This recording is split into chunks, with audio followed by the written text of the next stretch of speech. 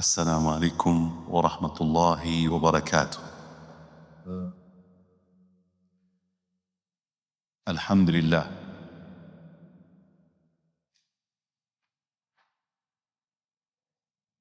الحمد لله رب العالمين، والصلاة والسلام على سيدنا ومولانا محمد وعلى آله وصحبه ومن سار على نهجه إلى يوم الدين.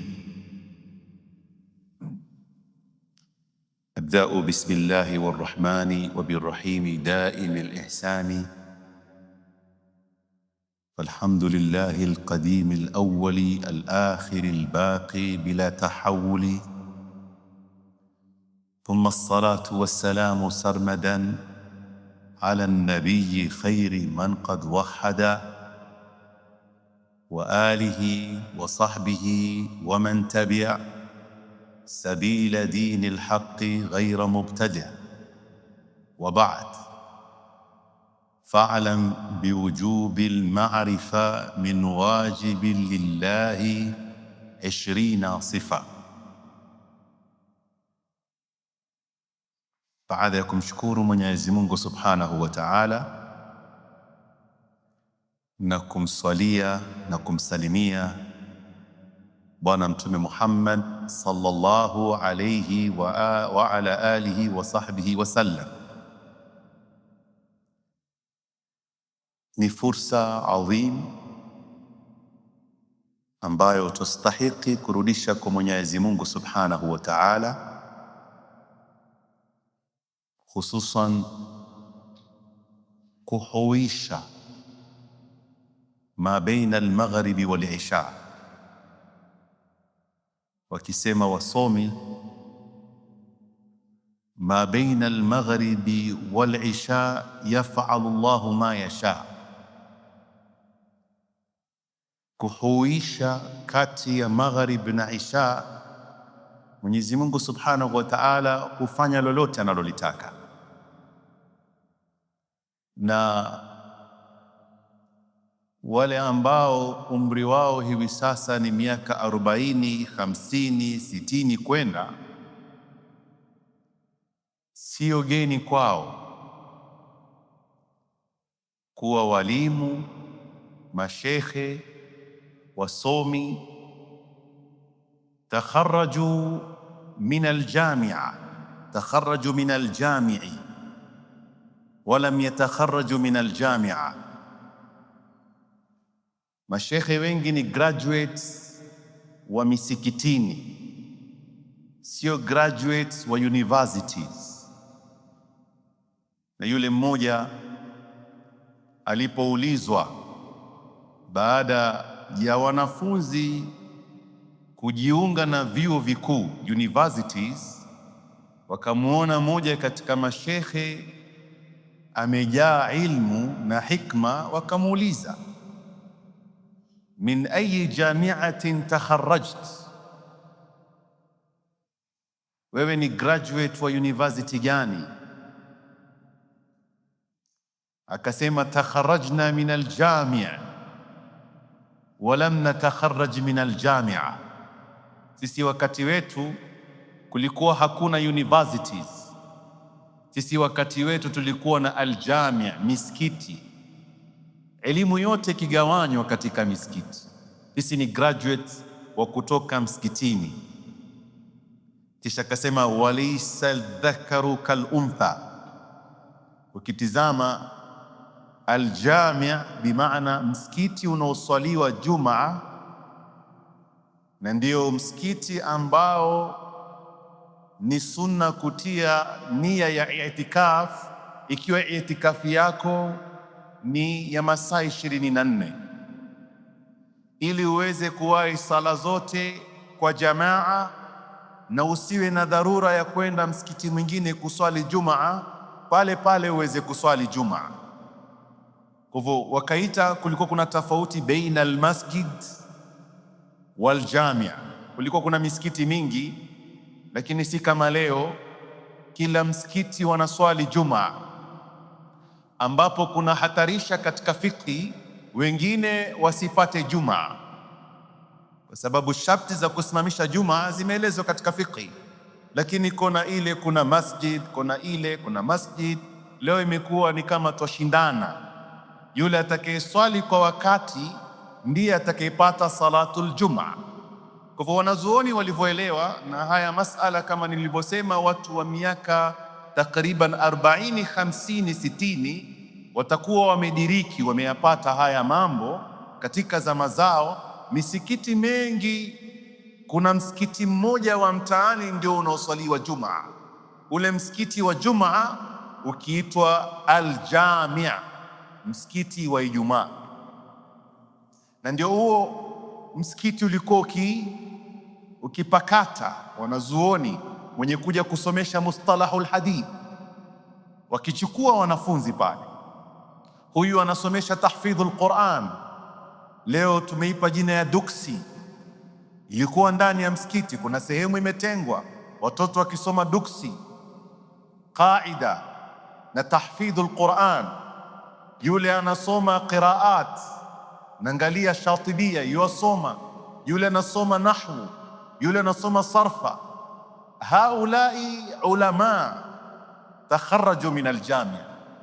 Kwa hivyo unakuja kumwona mtu anazunguka kwa wasomi ndani ya msikiti, anatoka anakwenda kwa Ustadh Abdullah, ni mufassirul Quran, anachukua ilmu yake ya masaa mawili, anakwenda kwa shekhe mwingine, anachukua sarfa, anakwenda kwa shekhe mwingine. Siku yake yote imeimarishwa. Wakati anapewa ijaza, sasa hivi ni shahadat. So if you're a graduate, tunataka kuona certificate yako au degree yako from a recognized institute. Lakini recognition wakati huo ilikuwa ni ashkhas, rijal, la tulhihim tijaratun wala bay'un an dhikrillah. Ilikuwa ni watu ambao hawana haja na dunia, wanagawanya ilmu au urathi wa Mtume Muhammad katika misikiti, na yoyote anaingia ana salahia, amequalify kuchukua ilmu.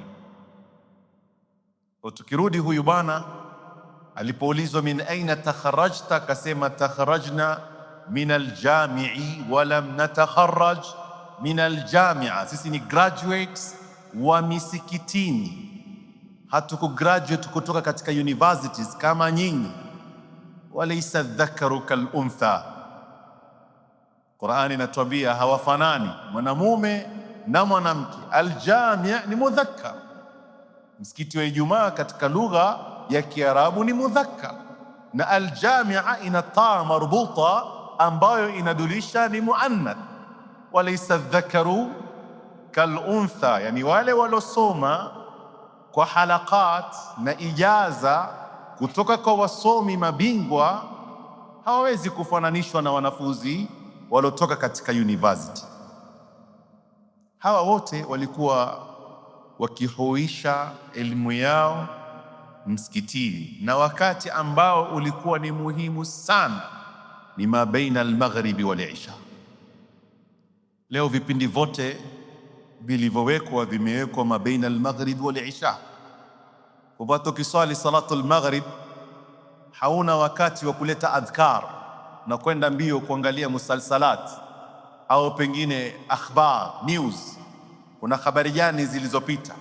Kwa hivyo hauna tena al-ihya ma baina al-maghribi wal isha, na ndivyo hivi elimu ikawa yapotea, na hali haiko finyo. Katika zama zetu tunaona misikiti vile ziko, ni nadra sana wapate watu wako msikitini wasoma. Kwa hivyo yule alopata bahati ni alokuja, ameingia, ameswali, amekwenda zake, pengine hata hana shughuli yoyote, lakini anaona it's not my culture, sio culture yangu ya kubaki msikitini. Au pengine wanaobaki msikitini ni watu wazima wasokuwa na mpango, au pengine umri wao ni mkubwa sana, au kuketi msikitini wewe ni maskini, hauna mahesabu. Ndio ulimwengu ambao kwamba tunaishi leo, na ndio kukakosekana kitu kinachoitwa barakatul ilmi, baraka ya elimu. Kwa hivyo yule ambaye kwamba pengine anatafuta sana elimu, ana research katika internet, anakutana na mashekhe hawajulikani wamesoma wapi. Hakuna sanad almuttasil, transmission chain ya kutoka kwa yule unayesoma ila sayyidina Rasulillah. Hizi ijaza zilizokuwa zikigawanywa misikitini ilikuwa ni ijaza na kuambia nakupa ijaza sanadun muttasil an akabirin wa an akabirin ila sayyidina Rasulillah sallallahu alaihi wasallam.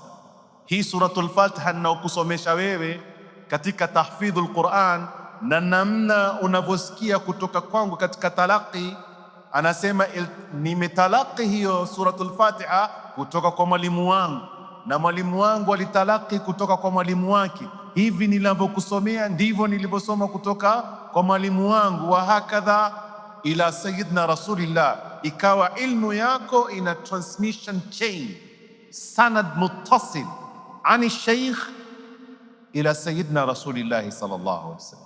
Lakini ilmu yetu sasa leo, hata wewe ukiulizwa shekhe lako ni nani haujui. Mimi haya masala niliyasoma katika internet, haya masala nilikwenda kwenye TV shekhe yozungumza nikamsikiliza. Elimu haichukuliwa hivyo, kwa sababu inna hadha alilma dinun, hii elimu ni dini. Fandhuru mimman taakhudhuna, angalieni sana elimu hii mwaichukua kutoka kwa nani, kwa sababu ni dini yenu.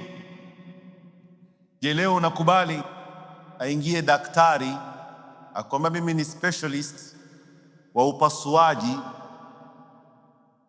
muulize umesoma wapi?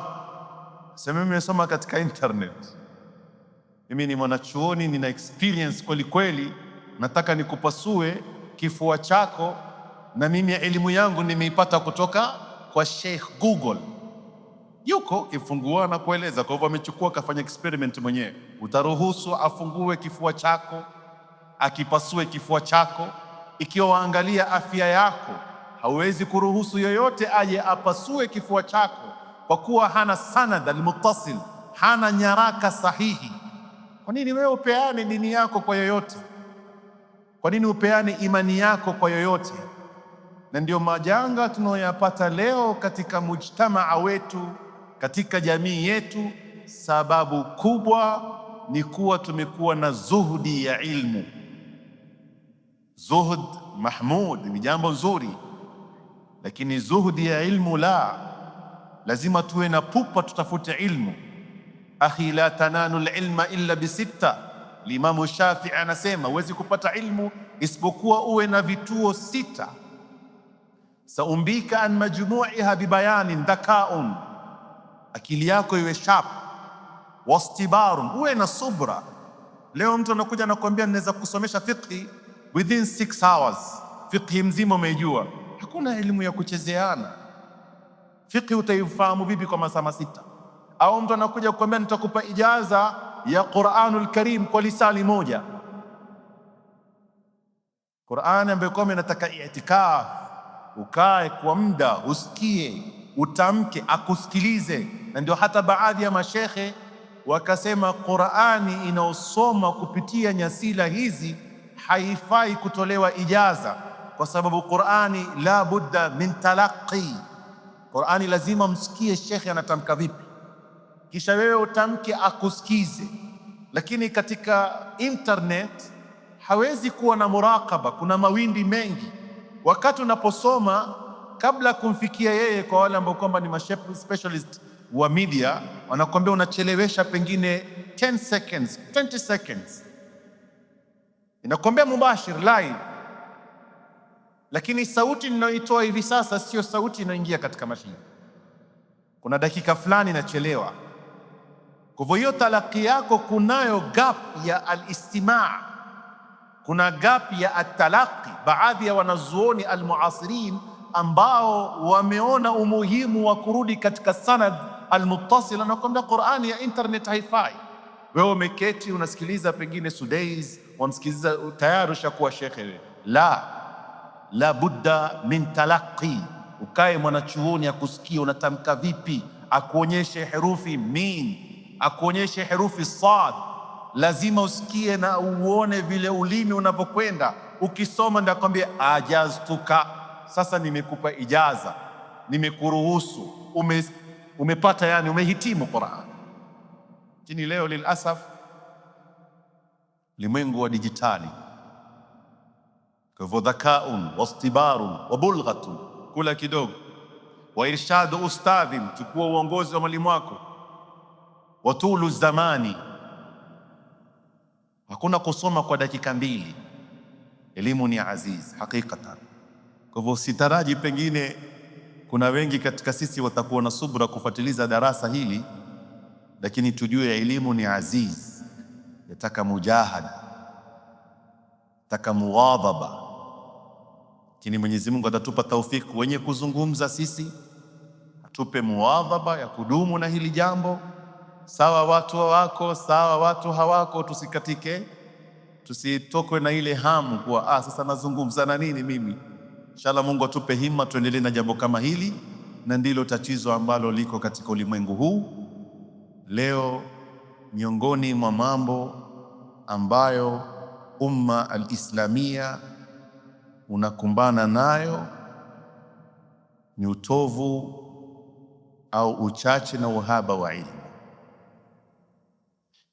Tunapozungumza ilmu, almuqaddamu alawwal ni atafaquhu fi ddin. Man yuridi llahu bihi khairan yufaqihuhu fi ddin. Mwenyezi Mungu akikutakia kheri anakupa fahamu ya dini. Unaweza kuwa very successful katika business, unaweza kuwa very successful katika sayansi, unaweza kuwa very successful katika sekta mbalimbali, lakini mzunguko wote huo hauna alama wala ishara na dalili kuwa Mola anakutakia kheri. Ukitaka kujua Mola anakutakia kheri, angalia qadar, nafasi, sehemu ya fahamu yako juu ya dini yako. Ukiona waifahamu dini yako katika miamala, biashara zako, katika mwenendo wako, katika shughuli zako, jua kuna certain percentage ya Mola subhanahu wa ta'ala akutakia kheri.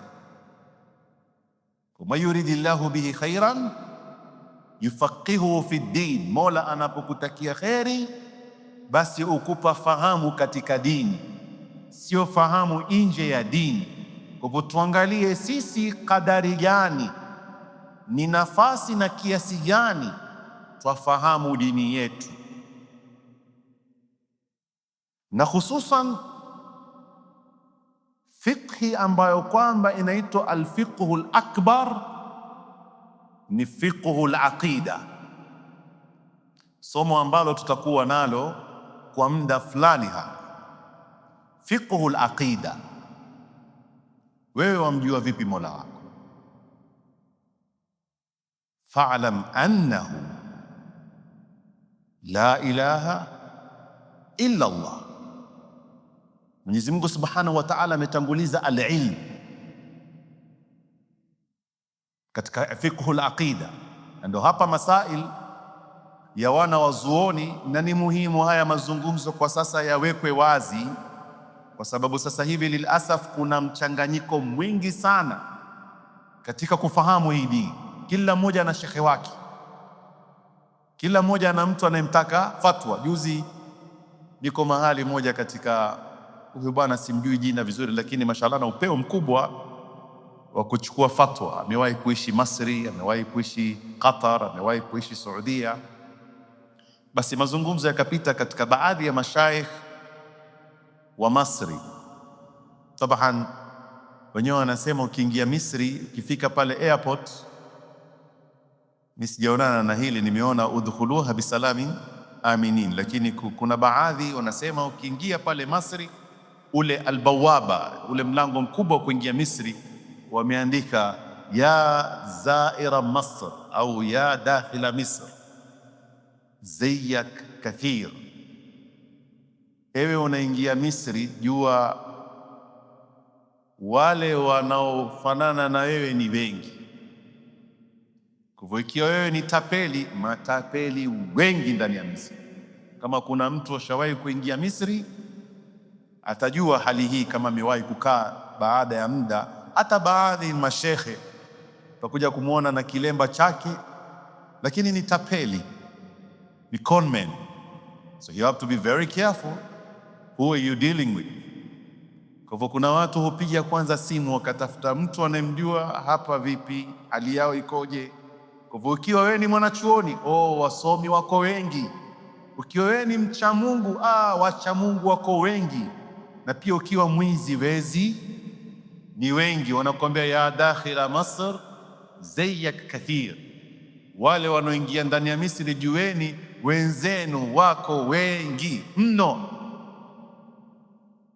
Kwa hivyo katika mazungumzo haya alikuwa akiniambia huyu bwana, anasema alipokuwa akitaka kuchukua fatwa ya stafti min baadhi almashayikh, na kule unakwenda ni processes, sio yote anakupa fatwa tu barabarani kama leo tunavyoona. Lilasaf kuna nidhamu zimewekwa. Kwa hivyo unakwenda kwa ofisi ya mtu shekhe ambaye ana kibali kutoka katika Darul Ifta. Sijui kama alikuwa anamaanisha Darul Ifta kihakika, lakini haya ni mambo yapo. Kwa hivyo ukiingia katika ofisi tastafti, unataka fatwa, mimi kuna kind of business nataka kuifanya, lakini consultation iko vipi? Taban you'll pay consultation fee, so lazima utamsumbua yule shekhe, sio?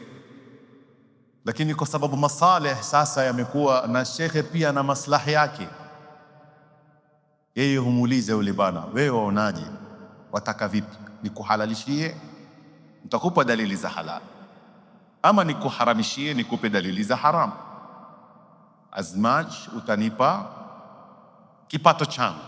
Kwa hivyo wana agree katika certain amount, mimi hili jambo nataka kulifanya, nipe fatwa.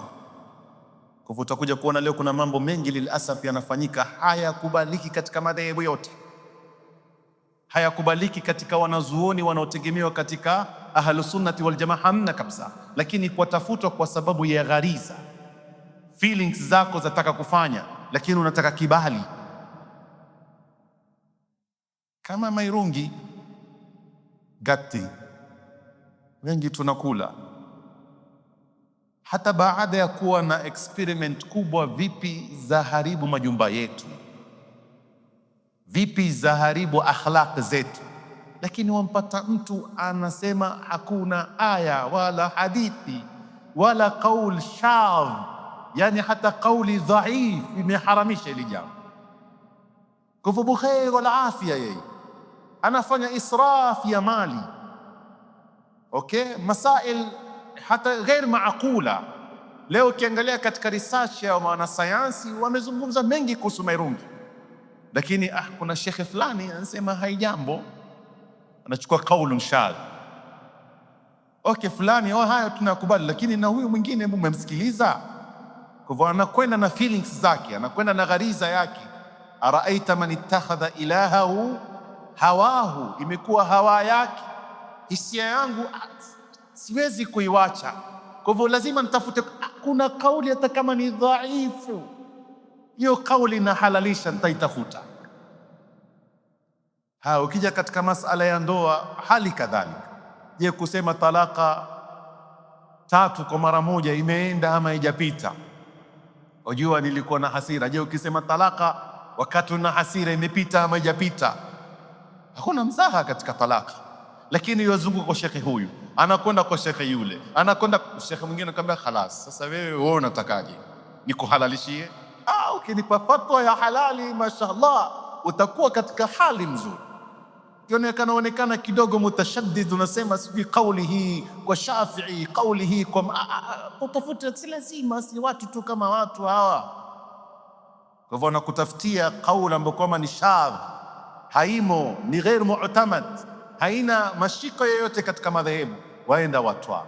Haya ndo maisha ambayo kwamba tunaishi leo lilasaf, na hawa pengine watakuwa wana ile sifa ya atadayyun. Hatari kubwa zaidi ndugu zangu, na haya mimi nimeyaona mubasharatan, ni kuwa watu sasa hata hawana haja na dini yetu. Yani mtu amezaliwa na baba Muislamu na mama Muislamu, ameishi katika mazingira ya Kiislamu, lakini sasa hana haja kamwe na Uislamu. Pengine tu hajazungumza, lakini lau utazungumza naye ukaangalia capacity ya understanding yake ya dini, hayumo kabisa. Ni masala tumekariri mara nyingi sisi. Je, wewe are you a Muslim by birth or you are a Muslim by choice? Wewe umejichagulia mwenyewe ama mimi ni Muislamu kwa kuwa babangu na mamangu ni Muislamu, ni muqallid? Ni masala muhimu katika aqida. Je, a Muslim by birth, wanawazuoni wanamtizama vipi? Je, ni Muislamu? Manake ni muqallid bila dalili. Yeye ni bendera fuata upepo. Hususan katika suala la aqida, hatujaruhusiwa kabisa katika aqida kuwa muqallidu. Taklidi ni kufuata tu bila dalili. So maneno yamekuja fa'lam annahu, fa'lam ni ilmu, lazima uwe na kitu kinachojulikana ilmu katika ulum ambao ni al-ilmu al-wajib, na hichi kitabu tunachokisoma katika aqida ni al-ilmu al-wajib. Hakuna pengine katika fiqhi kuna mlango wa taklid, kwa sababu weza swala ipo ndiyo, lakini nipe dalili ya swala, hauna, lakini sala yako ni sahihi. Lakini katika suala la tauhid ama aqida uwe na taraddud, una shaka, je, Mungu yupo ama hayupo? Wewe ushakuwa ni murtad, ni kafiri kabisa, waliyadhu billahi ta'ala min dhalik. Tofauti na fiqhi. Mfano mimi nilikwenda kutawadha pale, je, viungo ninavyotawadha ni faradhi ama ni sunna? Ukawa na taraddud bila kukata kauli, ukitawadha udhu wako uko sawa, kwa sababu wewe haujui za faradhi ni zipi, umetawadha za faradhi na sunna, udhu wako uko sawa. Ukaswali hujui arkan zile za swala, zile arkan na zile sunan na hayat, hujui ni zipi arkan ni zipi sunan, lakini ukaswali, swala yako sahiha. Lakini kwa aqida hauruhusiwi. Aqida lazima ujue, fa'alam, lazima ujue Mola yupo, na masadir ya al-ilmu, masdaru al-awwal ni wahi, yani masala kidogo mapana. Masdaru thani al-aql, akili, yani anayekhutubiwa na sheria ni al-aqil. Lau sisi tungelikuwa hatuna akili, tusingekuwa ni mukallafun, tusingekuwa tumelazimishwa sisi katika sheria. Kwa hivyo tungekuwa sawa sawa na ng'ombe na mbuzi, lakini kwa sababu tuna al-aql, na aqli ni moja katika masadirul ilm, ni katika misingi ya ilmu.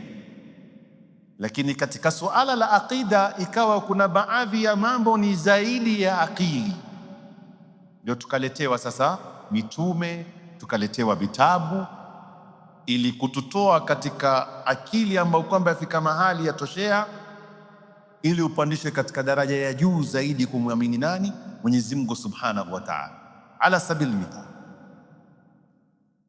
nini aqliyan, kiakili yanaambia moja ongeza moja ongeza moja, mantiqiyan ni tatu.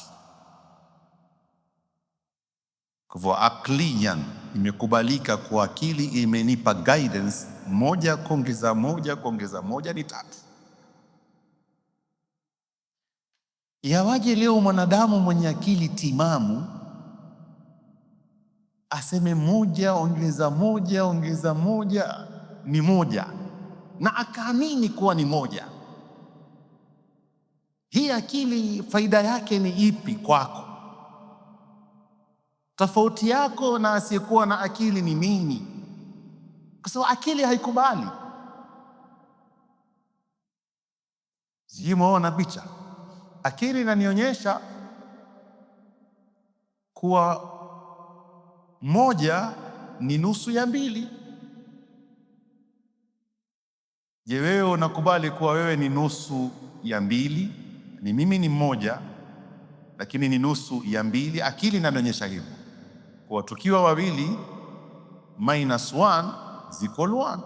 Kwa mimi mmoja tayari, hata kama niko kamili, lakini mimi ni nusu ya wawili. Tukiwa wawili hapa, mmoja akatoka, tabaki mmoja. Hivi ndivyo akili ilivyo, na khitab ya Mola Subhanahu wa Ta'ala inamzungumzisha ama inamkhutubu mwenye al-aql. Tukija kuangalia zile sifa za al-mukallafu bisharia, sifa ya kwanza ni al-aqil, awe ana akili timamu, awe ni al-baligh, ashabalighi.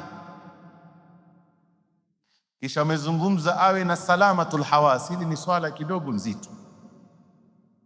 Salamatul hawas, tuna common sense, lakini kuna some of the common sense zikiwa hazipo kwako ni ghairu mukallaf. Kwa hivyo jambo la kwanza uwe ni albaligh, umebaligh. Kubalighi ni kufika katika umri wa miaka 15 katika baadhi ya kauli ya wanazuoni, au pengine ushaingia katika puberty signs kama wanazuoni walivyozungumza. Yaweza kupatikana katika age of 9 years, ikawa mtoto wa kivulana akaona siku zake, yani akaona maji yake yamemtoka, au mtoto wa kike akaona masiku yake.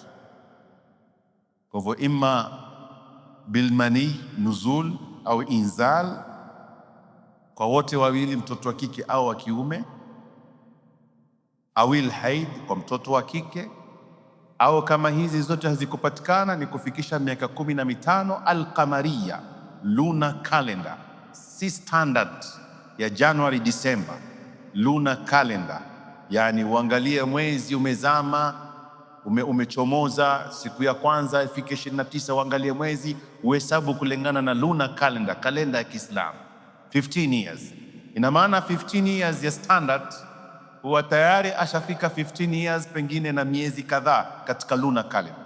Kwa hivyo wewe katika umri wa 15 years katika lunar calendar tayari ushakuwa ni mukallaf. Ukifika katika baligh, inaangaliwa sehemu ya pili, al-aqil. Kwa mtu ambaye kwamba ni majnun hayumo, kwa sababu khitabi inamzungumzisha yeye. Na kisha kuna salamatul hawas. Salamatul hawas wasema mawili yakikosekana kwako wewe ni ghairu mukallaf. Hili kidogo kwa hakika ni nzito sana. Mtu ambaye kwamba hasikii, bubu. Kwa hivyo bubu huyu bado ni mukallaf, kwa sababu kuna signs zingine anaweza kufundishwa, ndio tumewaona wengi. Kwa hivyo ni mukallaf yule ambaye kwamba ni nani? Ni bubu. Kipofu peke yake haoni, lakini anasikia, ni mukallaf. Anaingia katika khitab akiwa ni baligh aqil, khitab ya Mola Subhanahu wa Ta'ala namzungumza. Lakini mtu alokosa yote mawili, haoni na hasikii, hebu utamwelekeza vipi huko?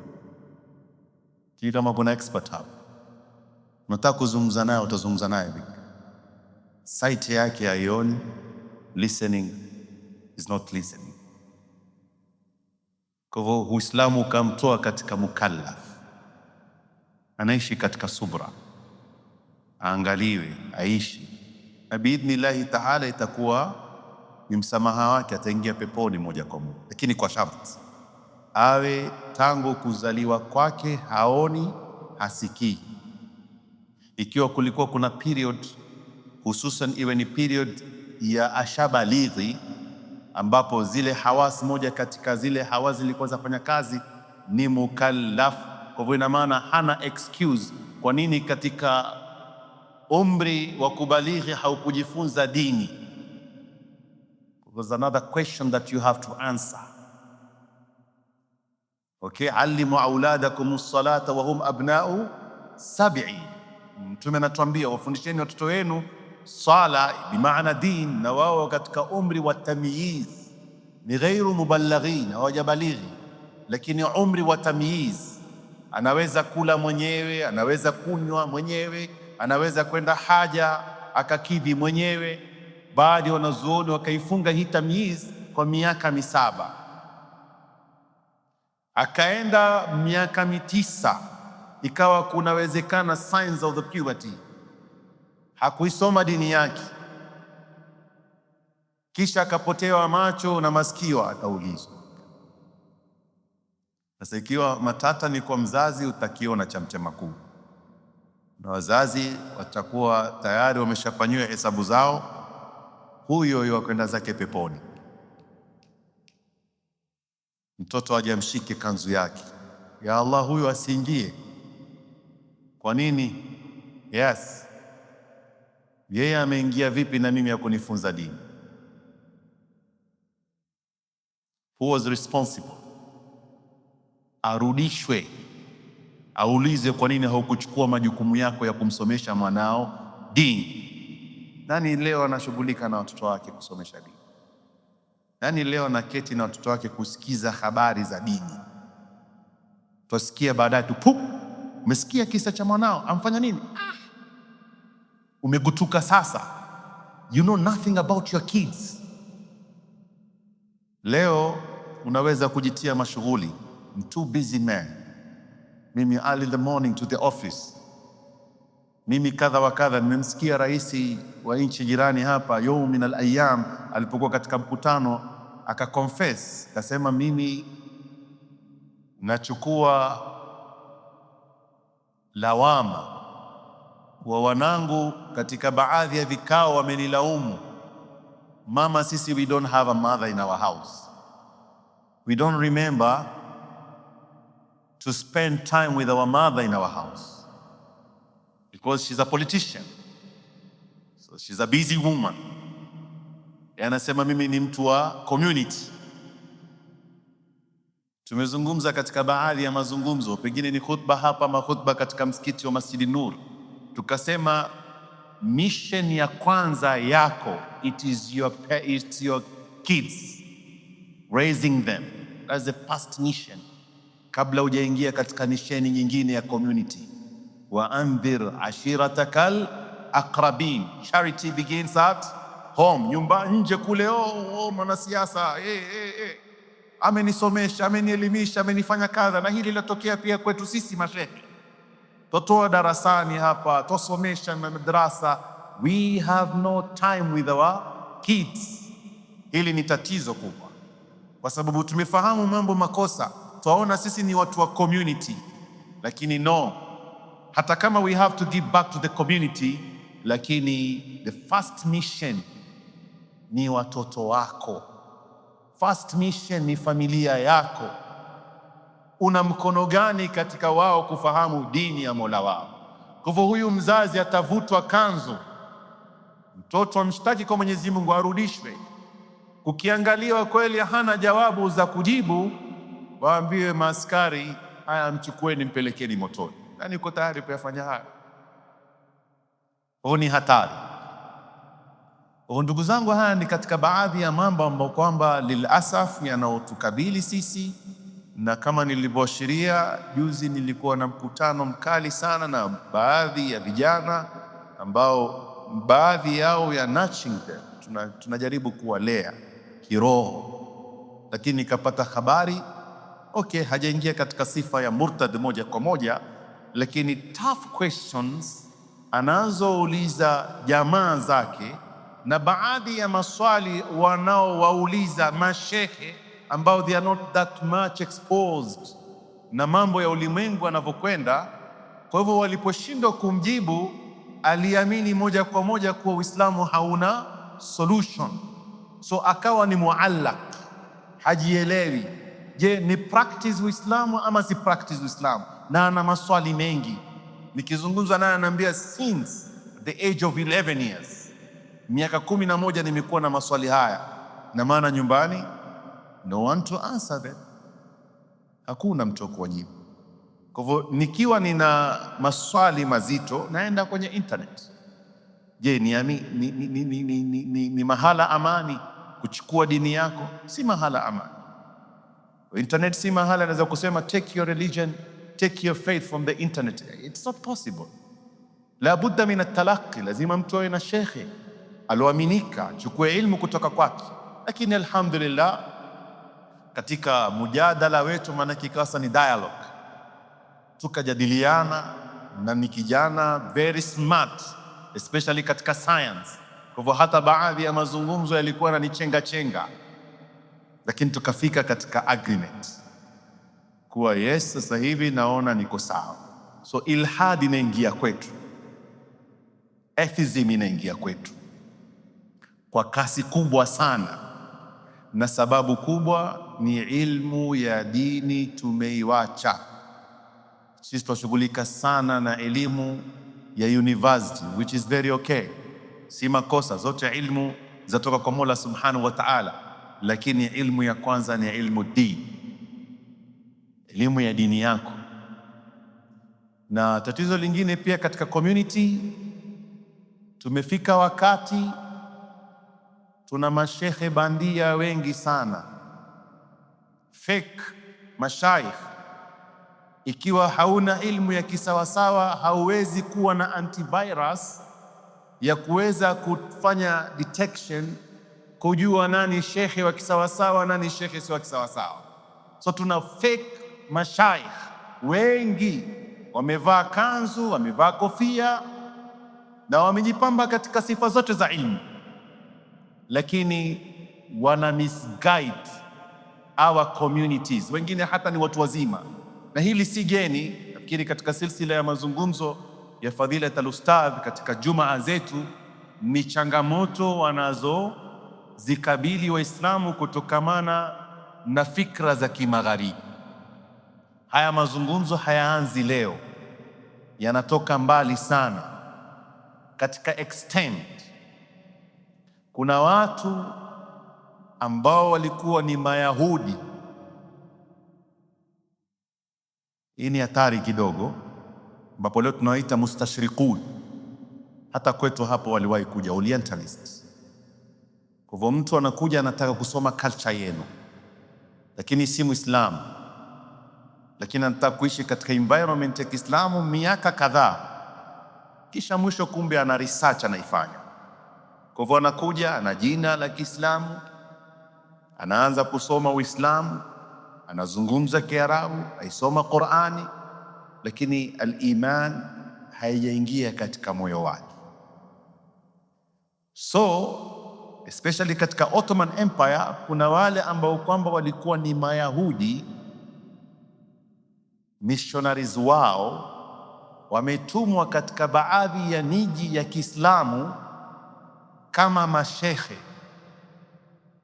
Kwa hivyo ni hafidhu likitabillah, ameisoma Qur'ani, ajua na tafasiri, anakwenda mahali ana vyeti vyake katika vyuo vikuu tajika za Kiislamu, anapewa msikiti, anapewa madrasa, na hata si Muislamu kama akalea watoto katika fikra hiyo not less than 40 years. Lengo lao lilikuwa ni kupata ardhi ya Falastini. Katika ile fikra inayojulikana ilipozalika, yule bana alipokuja na fikra ya Palestine kuwa ni land ya Israel, na lil asaf hata sisi baadhi ya Waislamu hatujui historia ikoje. Wengine wanakuambia mbona hawa wameingia huku, mbona hawa washambuliana nao, si waachie sehemu yao, ambapo hata ukiangalia map, sijui sasa hivi, lakini map ya 30 years back, there's no place called Israel. Wacha 30 years, sasa pengine ni 100 years back, kuanzia First World War, Second World War, hakuna mahali panaitwa Palestine, panaitwa Israel. Yote ilikuwa inajulikana ni ardhi ya Falastini, Palestiniyu, lakini lilasaf hatuna. Kwa hivyo hawa mabana wakaingia wakajibisha mavazi, na kumbe malengo yao yalikuwa ni tofauti. Na ndio leo tunao baadhi ya mashehe bandia ambao pia wanakwenda katika system hiyo, so we have to be very careful. Kwa hivyo imeleta mgawanyiko kati yetu sisi Waislamu. Huu ni mukaddima muhimu, lakini inshallah yakifahamika haya, nafikiri katika mazungumzo yanayofuatia yatakuwa mepesi. Yakaleta baadhi ya migawanyiko ndani yetu. So the first question we have to ask ourselves, when two Muslims are fighting inside the mosque, who is benefiting? Nani anayefaidi? Tumo ndani ya safu moja twaswali, lakini twateta sababu ya kunut, sababu pengine ya tasbih, sababu pengine ya bismillahir rahmanir rahim, mambo ambayo kwamba katika fiqhi ni umurun mukhtalaf, ni mambo yana ikhtilafu ya wanazuoni. So when we are fighting, twajibizana, twatukanana, twapigana, yafika paka wakati pengine watu watoleana paka masilaha, na katika daraja mbaya zaidi nukaffiru ba'duna ba'd. Huyo amuona mwenzake, yani mko katika safu moja, Allahu akbar, lakini huyo aitakidi huyu mwenzake si Muislamu, ni kafiri. Who is benefiting? Nani anayefaidi? Wewe unayepigana naye mwafaidi? La, hii nguvu inakwenda kwa asiyekuwa Muislamu. So ukipeleleza vizuri hivi vita ndani ya safu, Waislamu kupigana, kutukanana, kuteta, kuna funguo zingine, wa indahu mafatihul ghaibi la ya'lamuha illa Allah. Kuna funguo zingine za ghaibu hakuna anayejua isipokuwa Mola Subhanahu wa Ta'ala, lakini mwisho ya yule anaistafidi sio Muislamu, bali ni yule ambaye ni adui wa Kiislamu. Kwa hivyo mambo mengine yakachanganyika, kuna masail fiqhiyya yakachukuliwa yakatiwa katika masail aqdiyya, ili mtu apate insurance ya kumkufurisha mwenzake. Manake masala kidogo yawe mazuri. Masail fiqhiyya tukikhtalifiana ni aidha rajihun wa marjuh. Hizi ni mustalahat lazima zieleweki. Hata katika madhehebu mamoja unaweza kuona katika madhhab al-Imam Shafi'i kuna ikhtilaf katika aqwal. Al-Imam Nawawi ana rai na al-Imam Ar-Ramli ana rai nyingine. Al-Imam Ibn Hajar al-Haytami ana rai na al-Imam fulani ana rai nyingine. Al-Imam al-Ghazali ana rai, zikawa ni ikhtilafat ndani ya madhehebu, lakini wenyewe wanaozungumza ni rajih au al-marjuh. Hakuna kuteta, hakuna kupigana. Hizi ni mustalahat fiqhiyya. Kwa hivyo yule ambaye kwamba anachukua mustalahat fiqhiyya kuwa tukikhtalifiana katika suala la kifiqhi, wewe ni kafir, wewe ni mushrik. Kwa hivyo kuna masail yametolewa katika masail fiqhiyya, yametiwa katika masail aqdiyya. Masail ya aqida ndio mtu akikhtalifiana katika aqida, usul ambao ni fiqhul akbar, ni imma hadha fasiq au mushrik au kafir wa haka. Hizi ni katika mustalahat aqdiyya, sio katika mustalahat fiqhiyya. Lakini kwa sababu hatuna ilmu, tukaja tukavamiwa, tukasambaziwa, tukapewa maneno ambayo kwamba hata yaeleweki. Leo mtu kuonekana na ilmu zaidi ni amuone fulani yule ni mubtadia, yule ni mushrik, yule ni kadhaa. Na ukija kuangalia katika masail aqdiyya, ndio yafika wakati ikiwa mtu ni murtad, yani ni mushrik au ni kafir, na maana alikuwa ni Muislamu akaritadi, sheria ina nidhamu yake, aende aambiwe. Kama hakuweza kurudi nyuma, kuna nafasi sasa, sheria inatoka katika masail fatwa ya aqida, huyu sasa ni aidha auawe ama afukuzwe mtaani. Lakini kwa sababu hatuna nafasi ya kuuana isipokuwa katika ikhtilafu haya katika masail fiqhiyya, zikachukuliwa zote zikatiwa katika qadaya aqdiyya, tukawa tarushiana mazungumzo bila kutambua. Na yote kama tulivyozungumza, tatizo lake kubwa ni uhaba wa ilmu, hususan katika ilmi ya dini. Mwenyezi Mungu Subhanahu wa Ta'ala insha Allah atatuungaunga katika hizi darasa ndogo zinazopatikana Masjidul Anwar, tuweze kuhimizana. Yule atakayekuwa busy, mashallah, tutakuwa tuna rekodi, anaweza kufuatiliza, na tutakuwa pia tuna majali ya asila ya kuulizana baadhi ya maswali.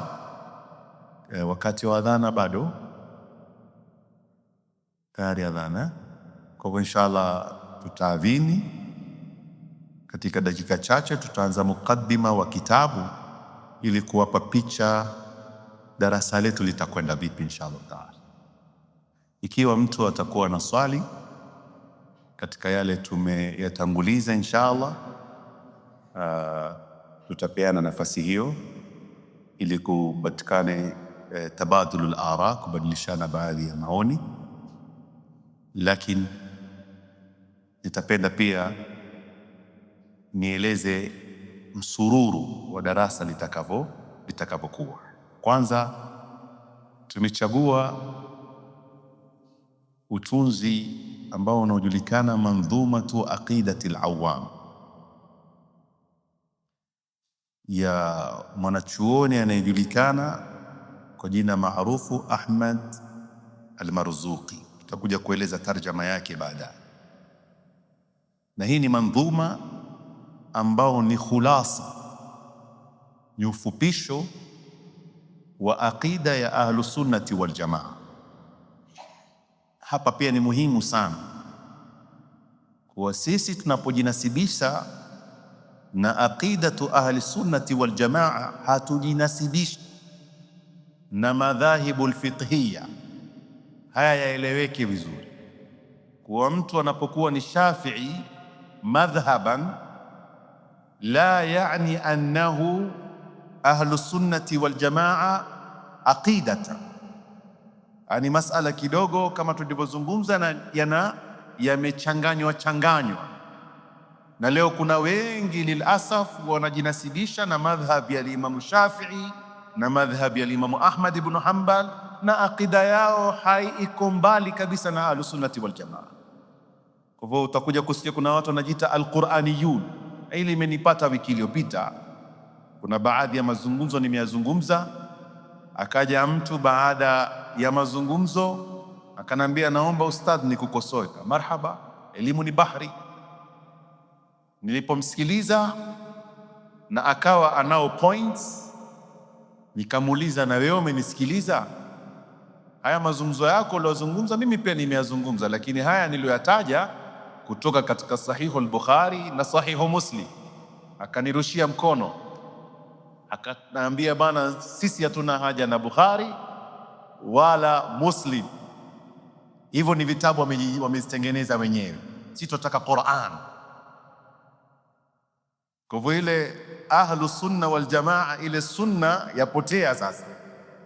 Kwa hivyo kuna kipote kingine kipya kinajulikana al-Qur'aniyun, hawana haja na nini?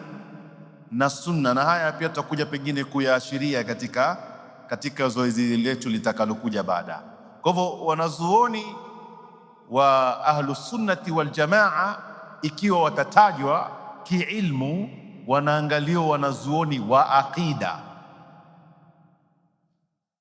aqida ya ahlu sunnati wal jamaa, ambapo ni tofauti kabisa na madhahib alfiqhiyya. Kwa hivyo hili ni swali pia tutakuja kulieleza baadaye. Huyu bana akaifanya ufupisho wa aqida ya ahlu sunnati wal jamaa kwa mandhuma inayojulikana kama Mandhumatu Aqidati al-Awam, na ameipa jina la al-Awam.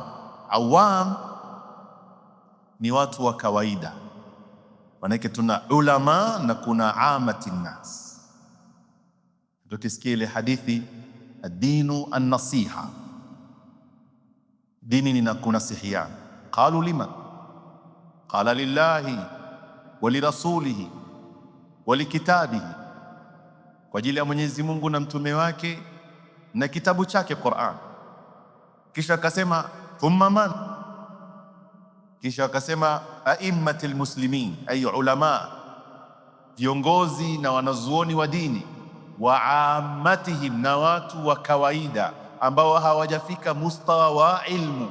Na leo katika mustalahat, katika baadhi ya methodologies ambazo ni nzito kwetu, ni kutafuta what is the qualification of sheikh.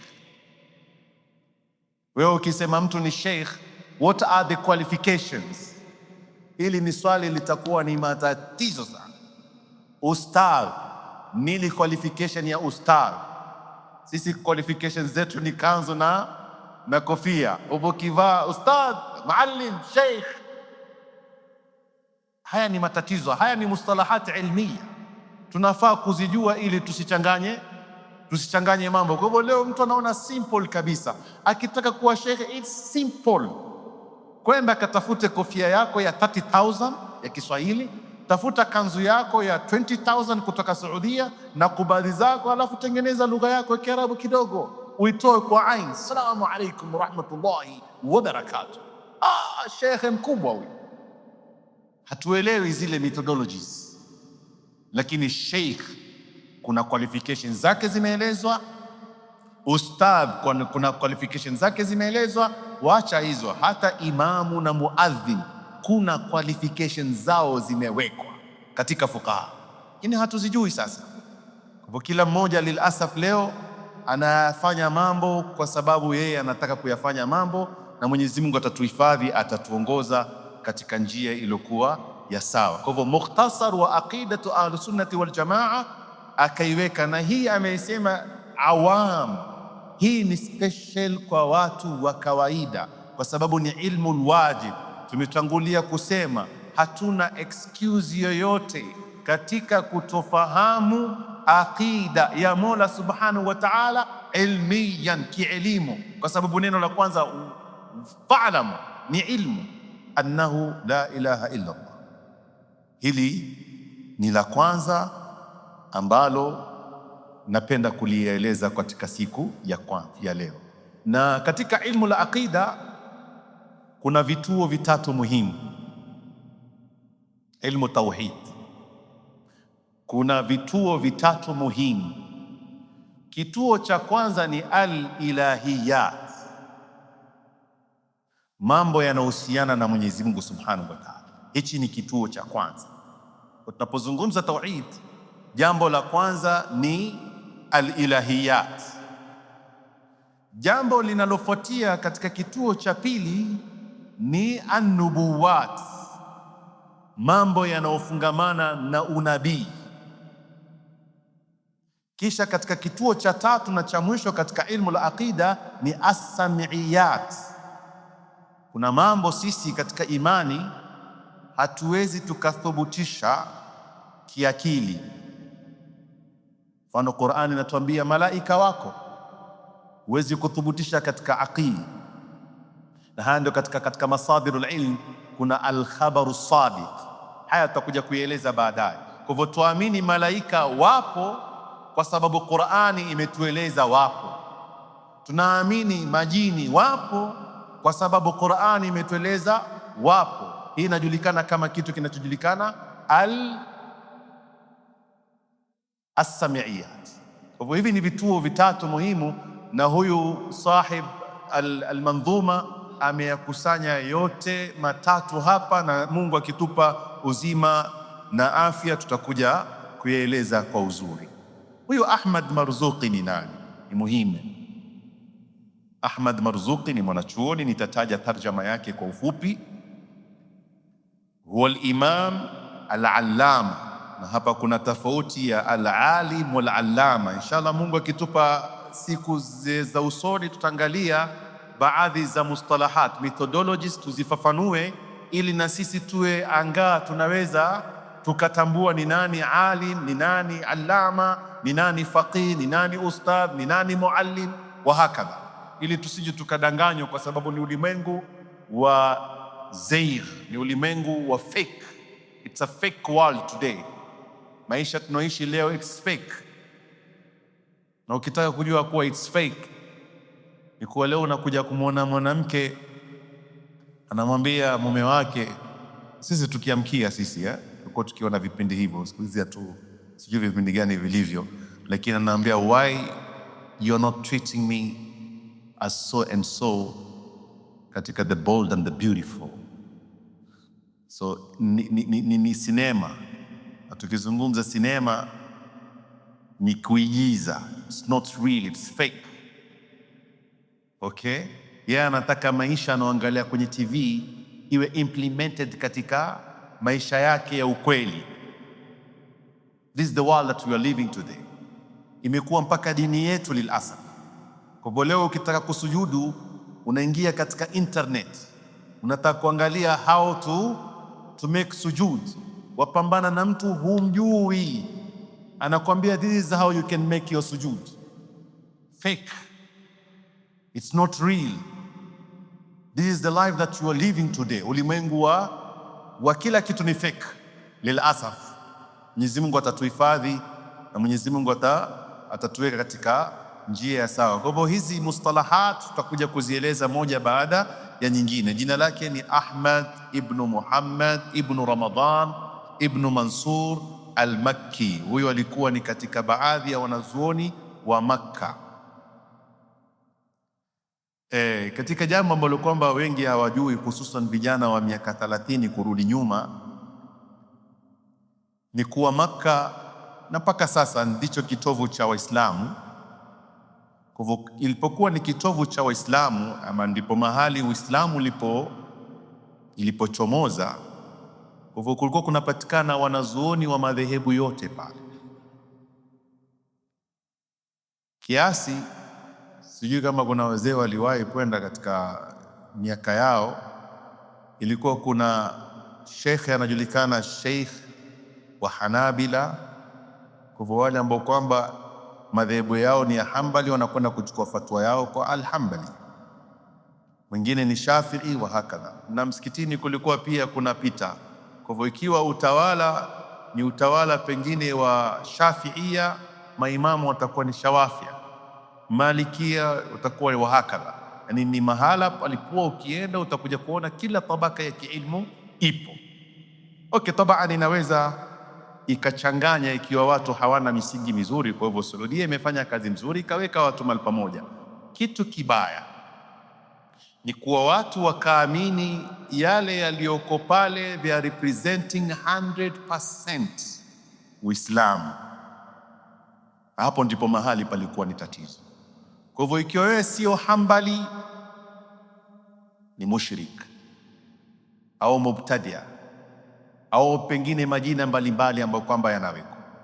Lakini kulikuwa ulama kama huyu tunayemtaja ni Ahmad Marzuki, alikuwa ni katika wanazuoni wakubwa katika ardhi ya Makka. Wakana malikiyan, huu si Shafi, alikuwa ni madhhab ya Imamu Malik. Sisi East Africa hapa kuanzia Somalia, tukizungumza East Africa katika kalenda kabla ya British kuja kugawanya, tulikuwa ni wamoja. Kwa hivyo ukiangalia Somalia ilikuwa ni masqatu ras lishawafia. Wazee hapa wanajua wa Mashafi'i walikuwa wanatoka katika ardhi ya Somalia, wanazuoni wa kisawasawa, na vitabu vyao zimehifadhiwa mpaka leo. Kwa hivyo Somalia ina nafasi kubwa sana katika kusambaza ilmu katika Sharqul Afrika. Hata ule mkanda unaojulikana Sahil kabla ya British kugawanya ilikuwa yatoka Zanzibar iingie Mombasa, Malindi, mpaka kuitwa vipi kule Somalia. Hawa wote wanazungumza Kiswahili sanifu sana, Kismayu. Yote ilikuwa ni kanda inajulikana kama Sahil. History yetu tumeikosa, haiko tena historia. Kwa hivyo ikiwa history hamna, anakuja mtu anatengeneza historia. Kama hana malengo na dini yetu, anatupasua sisi kwa sisi. Kwa hivyo huwa alikuwa ni miongoni mwa wanazuoni wanaotegemewa ndani mwa mji wa Makka, wakana Malikia. Jina lake lilikuwa maarufu sana akiitwa Abul Fawz, na jina ambalo kwamba limestahili vile vile katika kitabu ni Al-Marzuqi. Marzuqi ni moja katika babu zake. Huyu bana alizaliwa Bisambat au Sumbat. Sumbat ni katika miji ya Masri, Egypt, na wanazungumza wanazuoni alikuwa ni dharir al-basar, alikuwa ni mtu kipofu. Na hili si geni kwa wanazuoni. Kuna wanazuoni wengi tunaowasoma waliokuwa na mchango mkubwa katika Uislamu, walikuwa na basira lakini walikuwa hawana albasar, na moja katika hao wanazuoni alikuwa ni huyu bwana. Kwa hivyo alikuwa ni kafiful basar, alikuwa ni mtu ambaye kwamba ni kipofu, macho yake hayaoni, lakini taallama alulum alshar'iyya wa sadara mudarrisan bilharam almakki, akasoma sheria, elimu za dini ya Kiislamu. Wasara, akawa mudarrisan bilharam almakki, akawa ni mwalimu katika halakat za Makka. Watawalla iftaa sadat almalikiyya bi Makkah almukarrama, na akawa ni mufti wa sada malikia madhhabi ya Imamu Malik katika mji wa Makka. Sifa zake, ishtuhira bizuhud, alikuwa ni mtu hana haja na dunia. Hili ni jambo pia pengine tutakuja kulizungumza, lakini latuhusu sisi zaidi mashehe. Mashehe wa zamani na mashehe wa sasa wako tofauti, ikiwa jina la ushehe litatufaa sisi, wa ila tukipima ilmu hatumo kabisa katika sifa ya mashehe kulingana na wale waliokuwa zamani.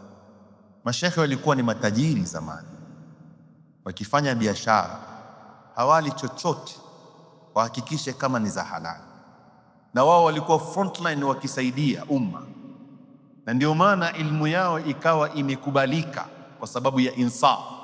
Kwa hivyo walikuwa zahidun, mtu akimletea chochote kama muamini amuoni, anasema shukran, jazakallah khair. Lakini sisi, Mungu atusame, wewe hata haujapewa utatafuta mbinu yoyote upate kile unachokipata, ndio tukakosa baraka katika hili. Taban, swala lingine muhimu sana, wanatakikana wale ambao ni matajiri wawe katika frontline kusupport da'wa kupitia mashehe sahihi. Ili ni muhimu pia, ili kuwakinaisha wale mashehe wasiwe ni omba wakawa ni mashehe wajanja. Kiwa Mungu amekufungulia, unafaa umwangalie shekhe fulani unayamini yuko sawa. Sheikh, mimi sitaki kukupa pesa yangu ya kila mwezi, lakini nyumba hii for example inaingiza 70,000 a month, kitakachotoka pale kikusaidie katika dawa, utasaidia maskini, utajikimu kimaisha, utafanya kadha wa kadha. Kwa hivyo akipata mawili matatu, shekhe anakuwa na itikaf, anaketi katika library, kazi yake ni kusoma, kwa sababu katika ulimwengu wa Kiislamu kulikuwa kutoka mali katika baitu mali almuslimin. Hizi ni za wasomi, washajulikana. Kuna msomi fulani yuko katika msikiti fulani, kuna msomi fulani. Kwa hivyo ana si pesa ndogo, ni pesa ya maana, anapewa hii kutosheleze wewe, kazi yako kusoma tu. Tukiwa na matatizo ya kidini tutakuja kuchukua fatwa kutoka kwako, lakini maisha sasa yamebadilika. Maustadhi wamekuwa matateli sana, wengi. Kwa hivyo hauamini, mashekhe wenyewe sasa hawaaminiki. Sasa watasaidika vipi ikiwa hali zao ni hizo? Haya ni masala muhimu sana yatuhusu sisi, hususan tunaozungumza katika hadhara za watu, na Mwenyezi Mungu atatutengenezea mambo yetu. Kwa hivyo utakuja kuona wanazuoni walikuwa kisifiwa katika sifa ya zuhudi, taqwa, walikuwa na uchamungu, wa tasnifi fil ulumi nafi'a, walikuwa wakishughulika ilmu yao, kazi yao, wakati wao ni kuhudumika katika kutunga na kusherekea na kusherehesha na kueleza ilmu ya Mola Subhanahu wa Ta'ala. Hii ni tarjama fupi inahusiana na sahibu mandhuma al-alim al-allama al-sheikh Ahmad ibn Muhammad ibn Ramadan ibn Mansur al-Makki al-Marzuqi al-Maliki al-Husaini al-Hasani. Inshallah ndizo darasa tutakazozifuatiliza katika siku zinazokuja. Tunamwomba Mwenyezi Mungu Subhanahu wa Ta'ala ayaj'alana min alladhina yastami'una al-qawla fayattabi'una ahsana. Allahumma ya man waffaqa ahla al-khairi lil-khairi wa 'anahum alayhi وفقنا لما تحب وترضى عنا عليه. لا تمنعنا خير ما عندك بشر ما عندنا بجودك وكرمك وفضلك يا أرحم الراحمين. صلى الله على سيدنا محمد وعلى آله وصحبه وسلم. والحمد لله رب العالمين.